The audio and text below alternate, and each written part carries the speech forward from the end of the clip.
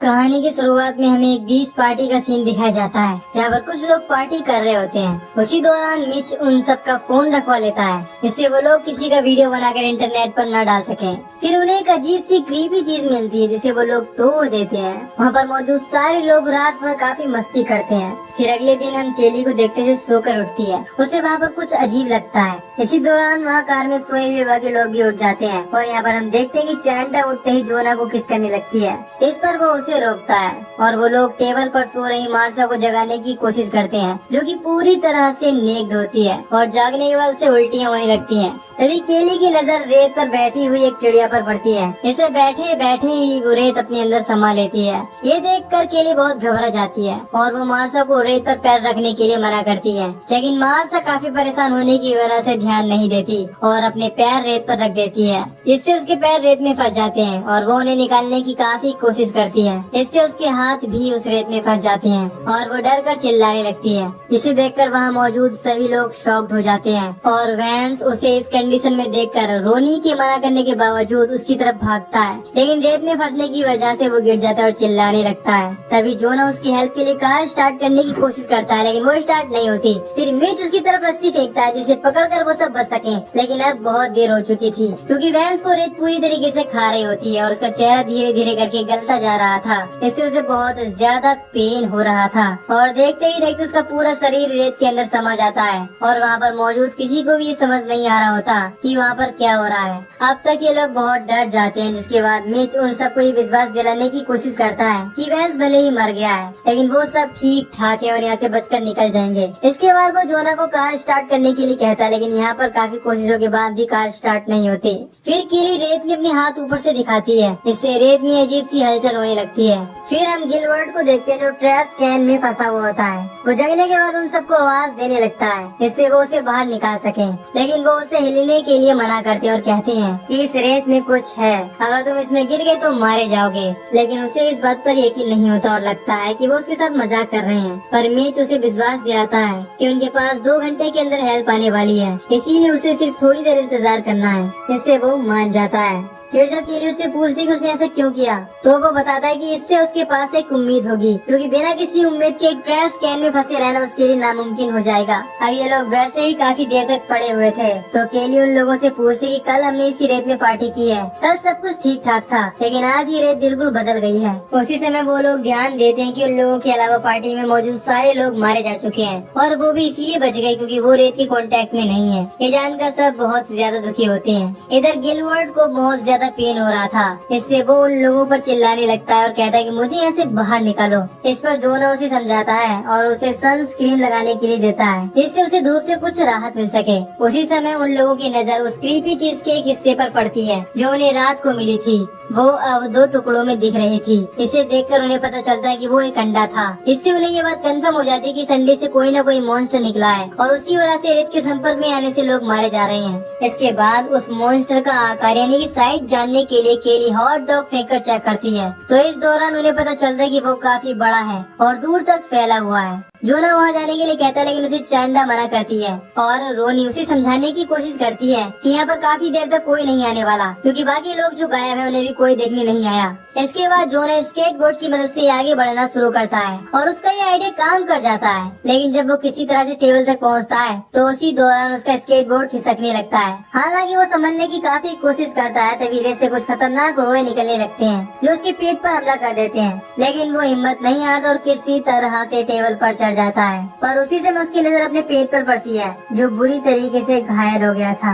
इसे देखकर बाकी सब लोग बहुत डर जाते हैं, लेकिन वो दोबारा उठकर बैग में सामान चेक करने लगता है और उसे बैग में एक केला मिलता है, जिसे वो खाने की कोशिश करता है, लेकिन इससे उसे उल्टी होने लगती है और तभी सबकी नजर उसके पेट की तरफ पड़ती है, जो पूरी तरह से सड़ रहा होता है और उसमें छाले पड़ने लगते हैं। इसे देखकर वो भी बहुत ज्यादा डर जाता है। केली उसका हौसला बढ़ाती है और उसे बैग में मौजूद सामान सबको देने के लिए कहती है। वो एक एक करके सबको उसमें से ड्रिंक्स देता है और साथ ही साथ उसके पेट में हुए छाले बढ़ने लगते हैं। और जब वो मिच को ड्रिंक फेंकता है तो खिंचाव बढ़ने की वजह से उनसे ब्लीडिंग होने लगती है। इससे उसे बहुत ज्यादा दर्द होने लगता है। इस वजह से वो वही टेबल पर लेट जाता है और इस दौरान वो केली को ये विश्वास दिलाता है, उसे भरोसा दिलाता है कि वो उससे बहुत प्यार करता है। ये सुनकर वो बहुत ज्यादा इमोशनल हो जाती है। फिर उन सबको अपने मोबाइल की याद आती है जो कि कार की डिग्गी में पड़ा हुआ होता है। इसे निकालने के लिए उन्हें नीचे जाना पड़ेगा, लेकिन उन्हें किसी तरह डिग्गी को खोलने की कोशिश करती है, लेकिन वो इसमें नाकामयाब रहती है। फिर वो चाबी लेकर चैंडा की मदद से उसे खोलने की कोशिश करती है, लेकिन डिग्गी उसकी बॉडी में फंसने की वजह से पूरी तरह से नहीं खोल पाती,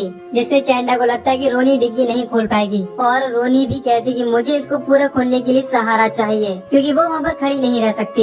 इसके बाद चैंडा उसे एक ब्लैंकेट पकड़ाकर उसकी मदद से उसे खोलने के लिए कहती है, लेकिन फिर भी वो इस काम में नाकामयाब रहती है। अब इसके बाद केली उसे फिश कैचर की मदद से खोलने के लिए कहती है और इस बार रोनी डिग्गी खोलने में कामयाब हो जाती है। तभी वहाँ पर बीच पेट्रोल का सुपरवाइजर आ जाता है। इसकी गाड़ी की आवाज की वजह से रोनी का ध्यान भटक जाता है और वो फिसल जाती है। इससे उसकी उंगलियां डिग्गी में दब जाती है और वो बुरी तरह से पेन से चिल्लाने लगती है। इधर केली, गिलबर्ट और मिच उसे गाड़ी से उतरने से रोकते हैं और सारी चीजें समझाने की कोशिश करते हैं, लेकिन वो उनकी बात बिल्कुल भी नहीं मानता। उसे ऐसा लगता है कि उन लोगों ने ड्रग्स ले रखी है, जिससे वो उन लोग के मना करने के बावजूद गाड़ी से उतर जाता है और रेत में चलने लगता है, जिसे देखकर वो सब हैरान हो जाते हैं, क्योंकि वो रेत उसे कोई भी नुकसान नहीं पहुंचा रही थी। फिर जब वो जोना के पास पहुंचता है तो उसकी पेट की हालत देखकर उसे काफी अजीब लगता है। इसके बाद वो गिलबर्ट को उस कैन से बाहर निकालने की कोशिश करता है, लेकिन वो उसे नहीं निकाल पा रहा होता। इसके बाद वो कहता है कि मेरी टीम आएगी और तुम्हें निकालेगी। इसके बाद जब वो रोनी की उंगली डिग्गी से निकाल रहा होता है तो वो इस बात पर काफी गुस्सा होता है कि कोई उसकी मदद क्यों नहीं कर रहा। इससे केली उस पर काफी गुस्सा हो जाती है। वो सुपरवाइजर उसे छोड़कर केली के पास पहुंच जाता है,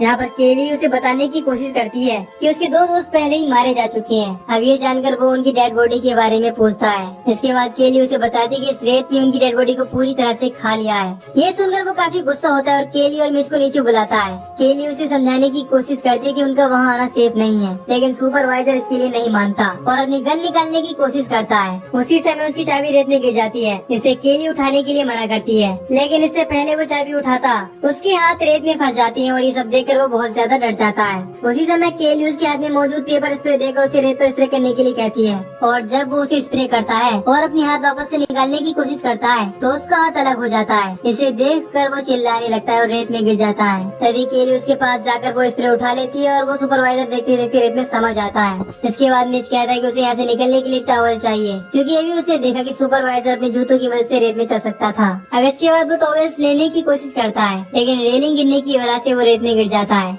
और रेत से निकले बहुत सारे टेंटिकल्स उसका खून बुरी तरीके से चूसने लगते हैं और देखते ही देखते उसकी बॉडी को पूरी तरीके से खा जाते हैं। ये देखकर वो सब बहुत ज्यादा दुखी हो जाते हैं, लेकिन केली हिम्मत दिखाती है और वो चैंडा को रेलिंग उठाने के लिए कहती है। इसके बाद वो उसे एक और रेलिंग देती है और खुद भी वहीं से कार में कूद पड़ती है। वो वहाँ पहुँचते ही चैंडा को एक जोरदार पंच मारती है, क्योंकि पिछली रात उसी ने जोना को बहकाया था। फिर वो रोनी की डिग्गी में फंसी हुई उंगलियों को निकालने की कोशिश करती है और चैंडा की मदद से इस चीज में कामयाब हो जाती है। हालांकि इससे उसे काफी पेन हो रहा था, काफी दर्द हो रहा था। इसके बाद केली उसके हाथों में टॉवल बांध देती है, इससे उसकी ब्लीडिंग कम हो सके। इधर गिलबर्ट की हालत बहुत ज्यादा खराब हो रही होती है। कैन में फंसे होने की वजह से अब उसे ब्लीडिंग भी हो रही होती है, जिससे रेत में मौजूद टेंटिकल्स उसकी तरफ अट्रैक्ट होने लगते हैं। इधर केली चैंडा की मदद से उन रेलिंग्स को जोना तक पहुंचने के लिए रेत में डालती है और उसकी मदद से चैंडा जोना के पास पहुंचती है। फिर केली रोनी को वहाँ से निकालने के लिए कहती है। वो कहती है कि मेरे हाथों से ब्लीडिंग हो रही है, इसके रेत में गिरने से वो उन टेंटिकल्स को अट्रैक्ट कर लेगी, इसीलिए पहले तुम जाओ। अब इसके बाद केली भी जोना तक पहुंच जाती है। इसके बाद रोनी जोना की तरफ चलने की कोशिश करती है और थोड़ी दूर चलने के बाद उसके हाथों से ब्लीडिंग होने लगती है, जिसे देखकर उसका बैलेंस बिगड़ने की वजह से वो रेत में गिर जाती है और वो भी बहुत ही बुरी तरीके से मारी जाती है। फिर हम देखते हैं कि गिलबर्ट के ट्रैश कैन में भी बहुत सारे रोए आ जाते हैं, क्योंकि गिलबर्ट का खून टपक रहा था। इधर चैंड अपने पैरों में टॉवल और बैग लपेटकर सुपरवाइजर की गाड़ी तक पहुंच जाती है, जिससे वो काफी खुश होती है। लेकिन इसी दौरान गिलबर्ट का कैन उस रेत में निकले टेंटिकल की वजह से खिसकने लगता है और जब उसका कैन हिलना बंद होता है तो उसके कैन से कई सारे मॉन्स्टर के क्रीपी हैंड्स निकलते हैं, जो उसे कैन के अंदर खींच ले जाते हैं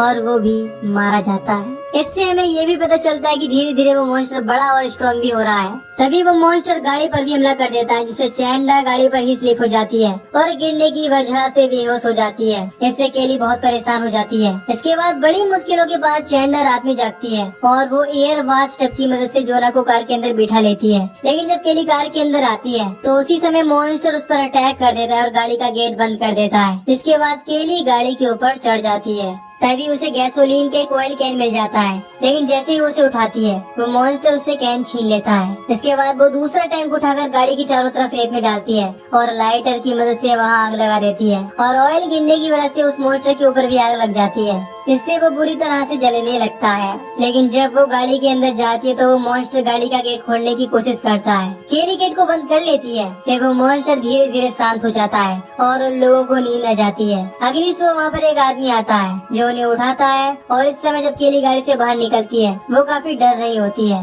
लेकिन जब वो रेत में पैर रखती है तो उसे महसूस होता है कि अब मॉन्स्टर मारा जा चुका है। इससे वो दोनों गाड़ी से बाहर निकलती हैं और वहाँ से चली जाती हैं। इधर हम जोना को देखते हैं जो कि ये मर चुका होता है।